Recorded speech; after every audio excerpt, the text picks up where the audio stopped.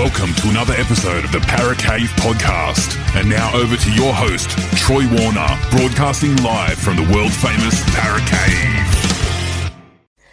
And today on the podcast, I've got a champion player from the Melbourne Storm, also the New Zealand Warriors, and also played over in England for the Wigan Warriors.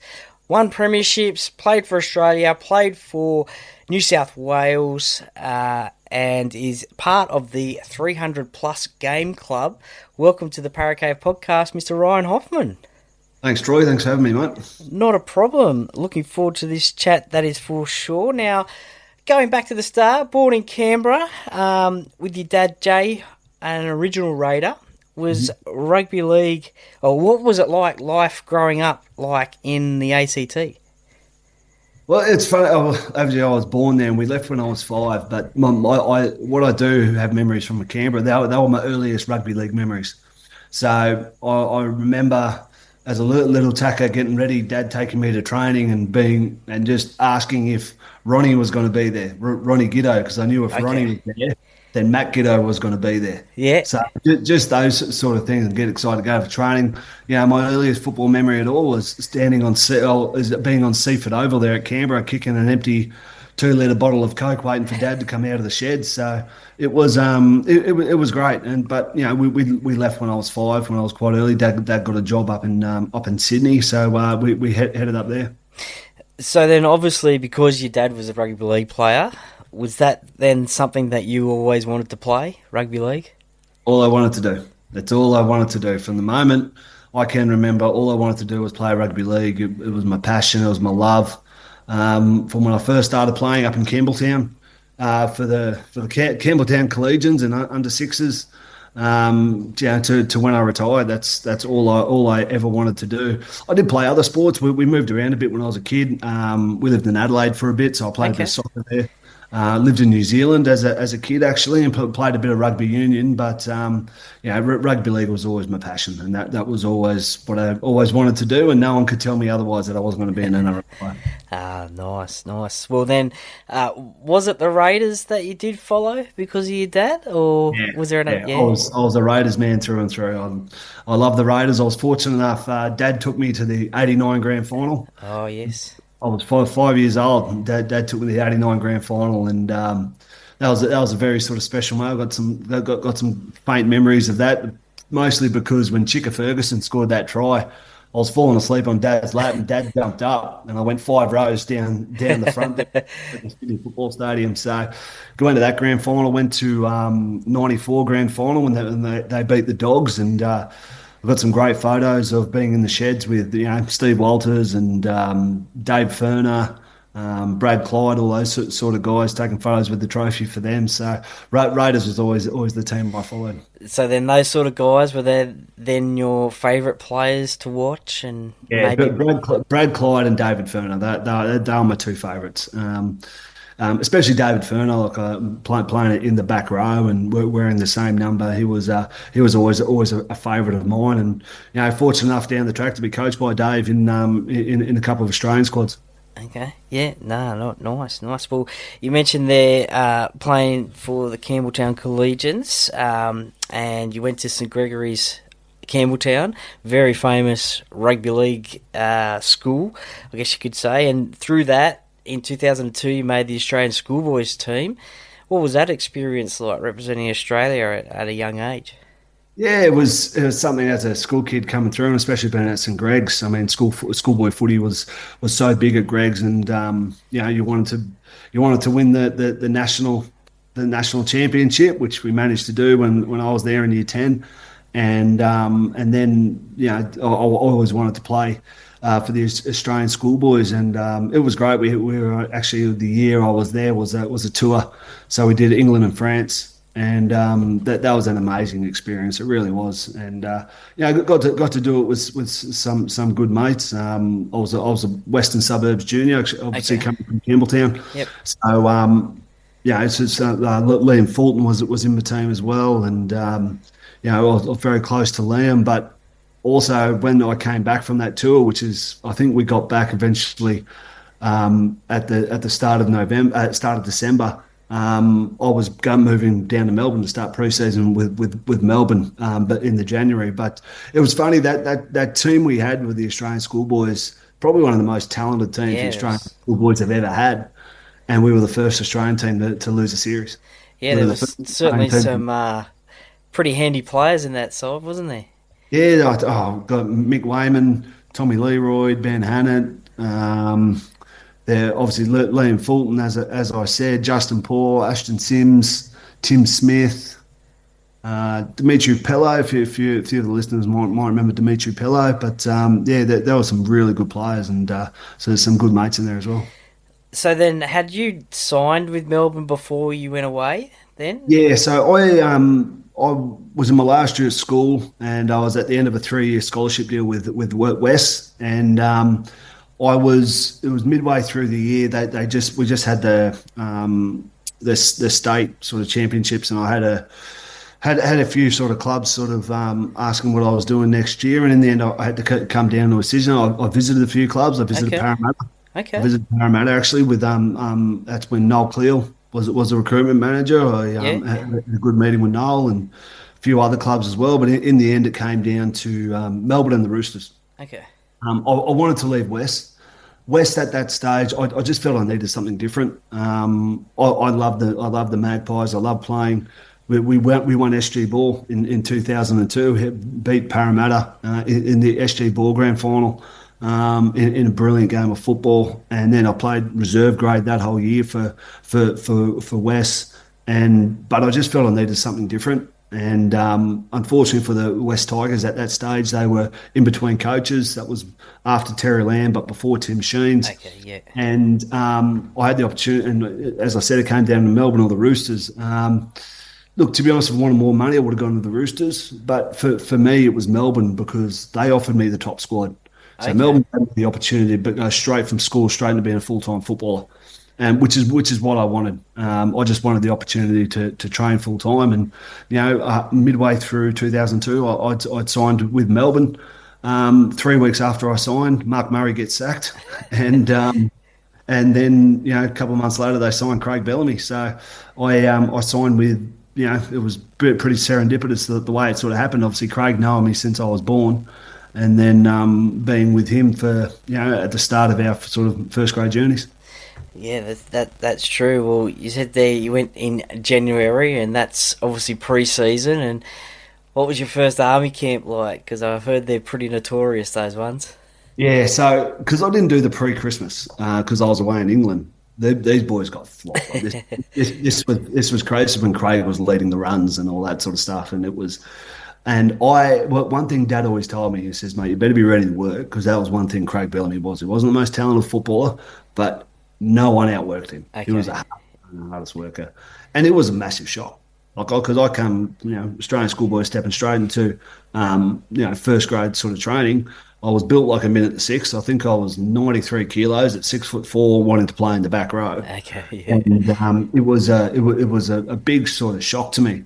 The army camps you're talking about, that actually didn't happen to the end of 2003, leading into okay. the fourth season. But yeah, they were next level. But yeah, look, it's sort of what Bellac did when he started is that he got all the senior players on board. So Robbie Kearns, Robbie Ross, Matt Geyer, Rodney Howe, Danny Williams, all the senior players. He got them to buy into Craig got them to buy into his vision about wanting to train hard. So these guys, back ends of their career, they are training harder than they ever had. Yeah, And I'm an 18-year-old kid, and I come down and what do you want to do when you're an 18-year-old kid in the NRL squad? You want to impress the senior guys. that's right. You Yeah, you want them to accept you. So the standards they set, the example they set for a lot of us that were just starting, like Bill and Cam and Cooper and Dallas, that's the example that was set by the senior players because they bought into what Craig was about, and all we wanted to do was impress them. And we thought every NRL team should train like this. And it wasn't until later on in your career that you realise it's not that case. so then, growing up, you had that little exposure to Craig Bellamy, and then when you did go down to Melbourne, he was the head coach. Was there much difference for yourself in the way that you saw Craig Bellamy? No, it wasn't. Like, I would only see Craig every now and then, every couple of years at a Raiders reunion, or if when the Broncos were playing, I went to the footy, I'd always go over and say, Yeah, say good day and everything like that. But no, it was, it wasn't sort of like that. Like my dad and Craig, they were pretty good mates when they sort of played, but they never really spoke about me or that. They just talk about the old days and everything like that. So Craig for me was always just the coach. Like he didn't played favours. He never sort of treated me, or I never expected to be treated different by Craig, just because we've known of each other for such a long time. But look, I was unbelievably fortunate. Just the way it sort of happened to start my career on such a great note under such a great coach with great leaders. Have you got a favourite Craig Bellamy story? One that sticks out from over the years? So, all right. So those army camps you're talking about, the first one we ever did. So it's run by the Police Special Operations Group down here in Victoria, and so we didn't know what to expect. Yeah. So we have three days of the hardest. Like the coaches didn't know what these police special operations instructors were going to do, so they just let them go, and they massacred us. Like they really did. Like it was sleep deprivation. It was working hard. It was all these certain things that you got to do, but you sort of just get into it and realise how hard it was. So we've had our backsides handed to us for 3 days. Our asses handed to us for 3 days. We've probably slept 2 hours in the 3 days. Everyone's legs are gone. And so we're driving back from the bush from where we were staying, and guys are like passed out in these minivans, like everyone's exhausted. And as we've been driving for about an hour, we start to slow down. I thought, we must be, toilet break or something like that. But we pull over on an AFL field. I think, what's doing here? Yeah. Craig comes out, all these other things. All right, boys, out you get. We're doing some training. So he went out and set out the witches' hats, and we started doing like ball drills and ball skills and everything like that. Guys can barely walk. They're listed to hell. And this maniac has pulled off the side of the road, found just on a whim. He wasn't planning on it. Okay, yeah. He just saw the field and said, all right, let's pull over and let's get the ball through their hands. And it was the most insane thing ever. Like, guys are having to wake up. The guys, backs are giving out and everything. That was, in hindsight, I know Craig think that probably wasn't the smartest thing, but that just shows his intent and how he wanted us. And where we're tired, he just wanted that muscle memory. Okay, yeah. There's always a bit extra you can do. Yeah. Do you think this year will be his last year as a head coach, or do you think he'll go around again? I don't think it will, but I don't. I know it's who knows with Craig. But if he still loves it and he still has a passion, he doesn't have a reason to retire. I don't see why he would. And it's like he's been threatening to retire for years. But what's always been said to him, especially by the players, is why. And he goes, I feel you've had enough. You might have had enough of me or anything like that. And we go, well, do you enjoy it? Yeah, I'll still enjoy it. We're not. If we've had enough of you, we'll tell you. Yeah.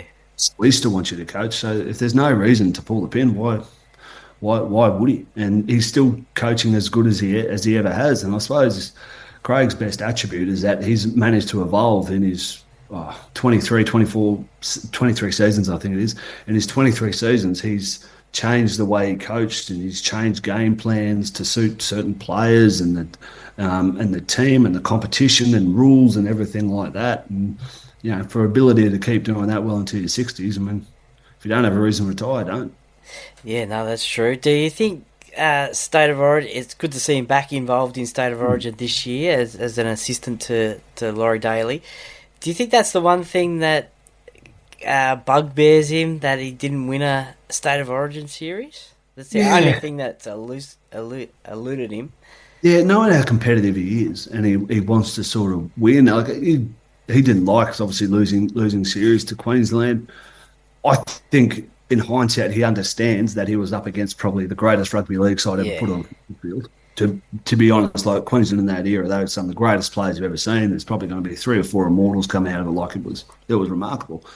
But I don't see what he's doing with Laurie this year as a redemption sort of thing. I just think it's an opportunity, number one, to help a mate. Yep. He's a very loyal person, Craig, and he's been mates with Laurie for a very long time.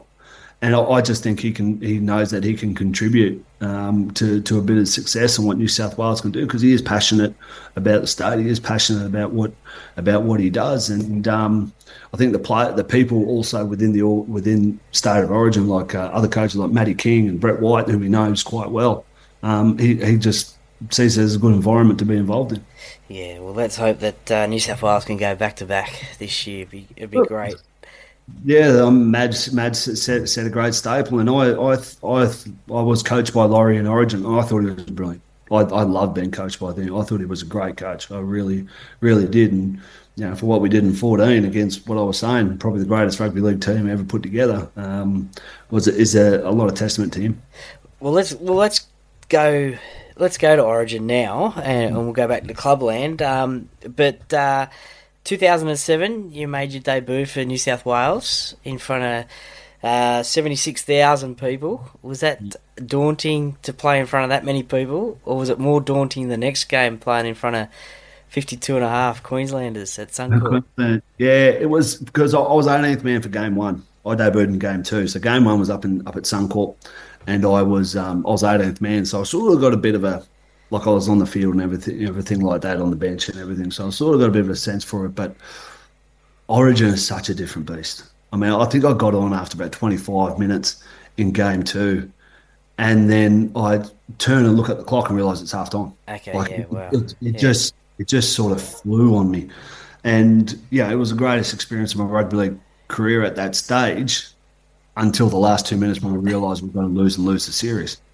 And that was really tough, but it was hard because we'd lost the series, but I was so excited to make my State of Origin debut. And then game two, we played up in Queensland, and even though it was a dead rubber, we managed to sort of win, and that was something really, really, really special. And then to come so close the next year as well. I mean, 2008, I played the whole series. We won the first game in a cracker.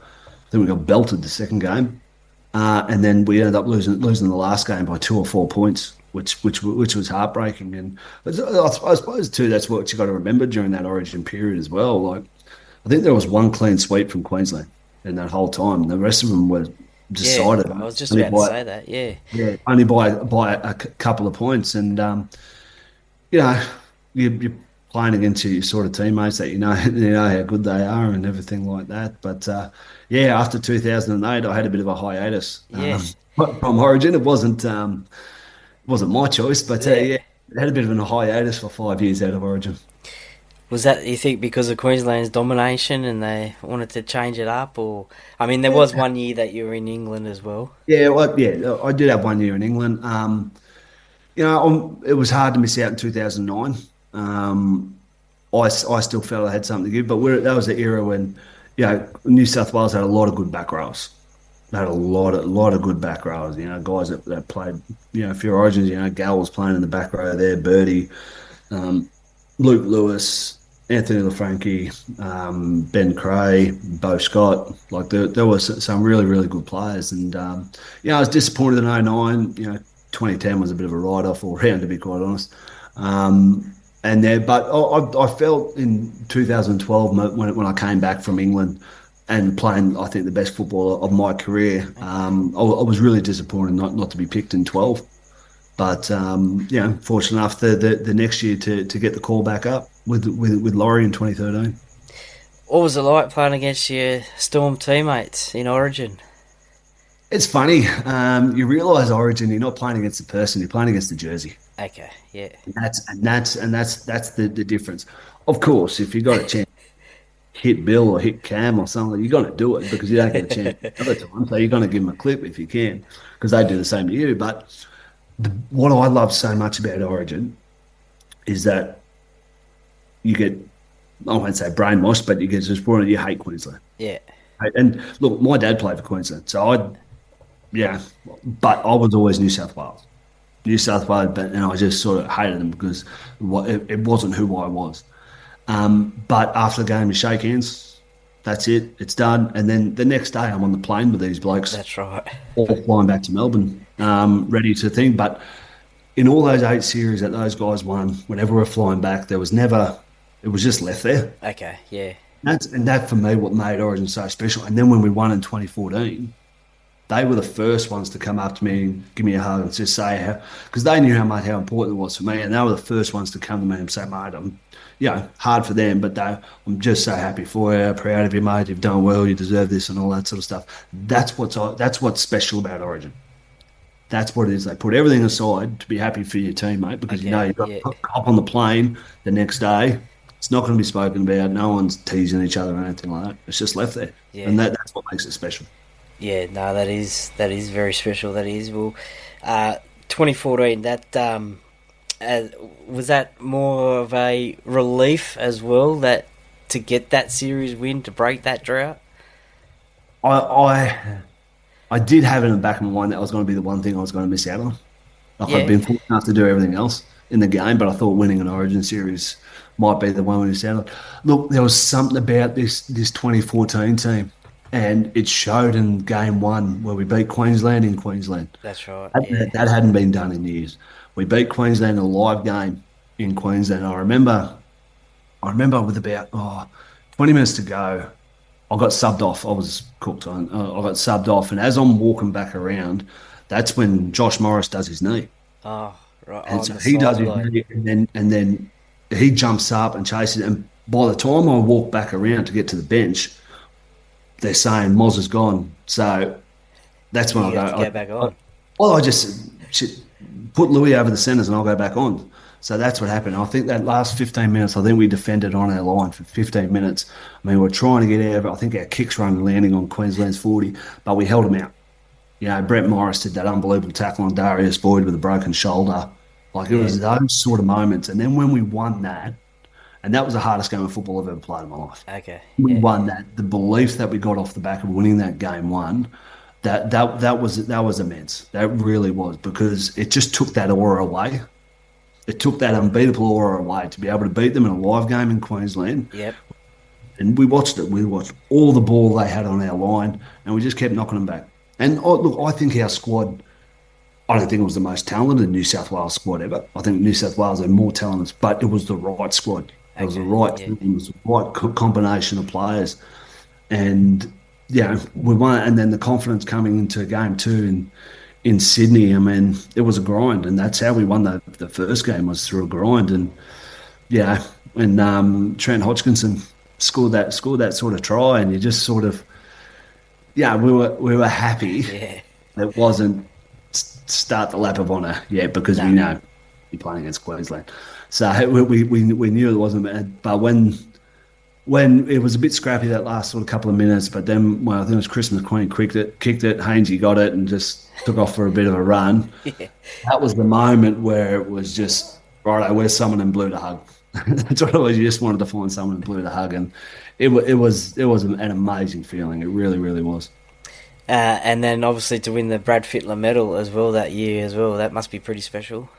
Yeah, I mean, there were a few things that year that I take a lot of pride in, and certainly winning the Brad Fittler medal and sharing it with Jared, I was completely blindsided because I didn't score a prize or anything like that, but I was one of the best honours I reckon I've got in the game was getting players player, but in game two when we won. So we had a bit of a do back at the hotel after the game, and they announced the players player, and I got players player, and that was one of the proudest sort of, I suppose, bits of recognition that I've had in my career on such a history-making game like that, from the teammates to think I contributed pretty well was sort of very special. And I was completely blindsided when I got the Brad Fittler medal, but it was a massive honour. Yeah, no, definitely for sure. And also representing Australia as well. How does that rank in your career?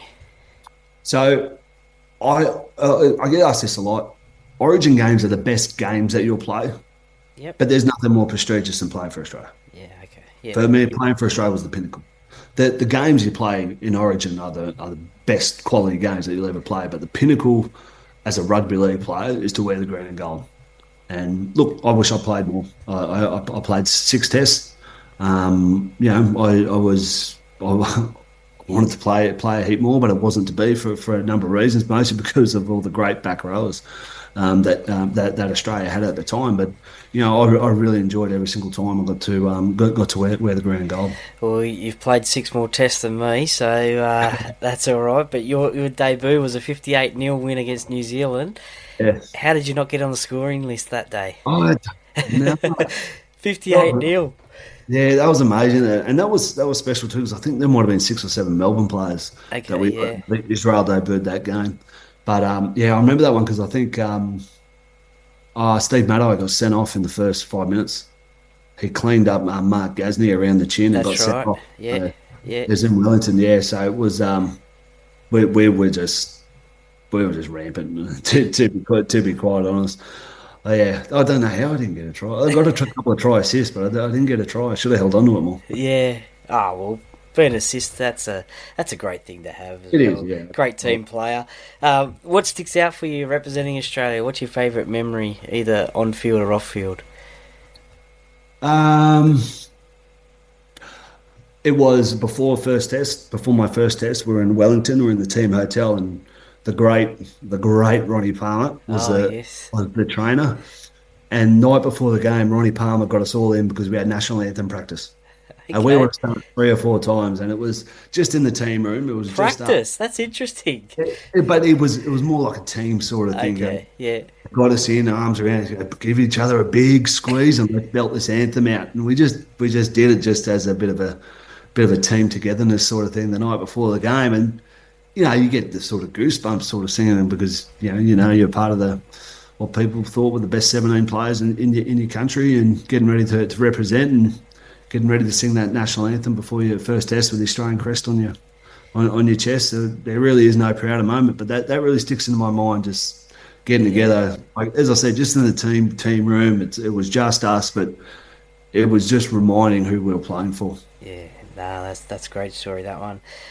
It's a shame we don't see any more sort of kangaroo tours these days. I guess that's because of the length of the seasons these days. I think they are planning on doing a Ashes tour to England next year, I think. Which I think is brilliant. Yeah. I love what Mal's doing with the Australian team and what he wants to do with the international game. And take a bigger squad, have a midweek game against an English club side, because they will fall over themselves for it. Yeah, no, for sure. And would only definitely help their game, which is struggling a little bit over there at the moment. Back to clubland, and you established yourself back in the early days, 2006, where you played 20 games or more for a few seasons, and you play in the grand final against Brisbane. Lockyer's last game. Webke's last game, I should say. How was that experience for yourself, your first grand final, despite losing to the Broncos? Yeah, it was funny. Look, we had a great season. We really did. Run away sort of minor premiers, and first time we were minor premiers, and that was great, getting a trophy, and we celebrated that. And then we got to the grand final, and to be honest, 2006 reminded me a lot of 2024 for Melbourne. Okay. The best team all year got beaten by the better team. Okay. Which is exactly what it was. So we were the best team all year by a street, but we got beaten by a team that played better on the night and handled things better than us on the night, and that's what it was. And I think that's what happened to Melbourne last year with Penrith. They showed their experience. I mean, we had an inexperienced grand final side. Whereas the Broncos they had played plenty of grand finals, and they knew what the week was about, and they knew what the game was about. And we learnt so much from that game leading into next year. But it's just amazing what a bit of big game experience can do for a team. And the Broncos showed that, and we got beaten by a better team. And then the old adage obviously worked for you guys: lose one and then win one in 2007. Yeah, look, I don't necessarily to subscribe to that theory, but it worked for us. But no one was beating us in that next year. Just there was the feeling going into the pre-season, like no one's stopping us, and that chip on your shoulder you sort of have, and you're making sure that number one that you're going to get there. You make sure that that's a guarantee, and then you control the game as best you can, and that's exactly what we did. And then 2009, rolls around, obviously make the grand final in 2008 as well against Manly, but 2009 rolls around and you play against my Parramatta Eels and beat them. That was a funny final series. Okay. Because we finished 4th. I mean, Parramatta finished 8th. It was just weird how it all panned out because by the letter of the law, we shouldn't have had a week off. Okay, yeah. But because teams 1 and 2 both lost, we got the week off. Like it was insane. And then obviously Parramatta had that amazing sort of run. It was it's crazy. And then the grand final was that was an insane grand final. Yeah, so it certainly was a little bit different.